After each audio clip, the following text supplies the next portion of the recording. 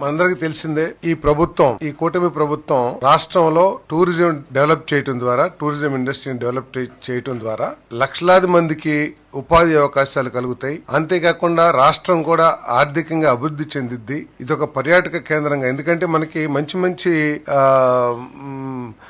Tourism spots ఉన్నాయి. పోలవరం దగ్గర కానివ్వండి, లేకపోతే అరకు కానివ్వండి, లేకపోతే చాలా ప్రాంతాల్లో ఒక టెంపుల్ టూరిజం, వీటన్నిటిని కూడా డెవలప్ చేస్తానికి అవకాశం ఉన్న పరిస్థితుల్లో ఒక మంచి పాలసీతో ఇప్పటికే మేము ఆల్రెడీ వచ్చాము. దాంట్లో ఏంటంటే ఎవరైనా సరే ఇక్కడ హోటల్ ఇండస్ట్రీ పెట్టాలనుకుంటే, టూరిజం ప్రాజెక్ట్స్ డెవలప్ చేయాలనుకుంటే వారికి అనేక విధాలుగా మరి ఇన్సెంటివ్స్ కానివ్వండి, ల్యాండ్ అలాట్మెంట్స్ కానివ్వండి చేస్తామని చెప్పేసి ఇప్పటికే పాలసీలో పేర్కొన్నాం.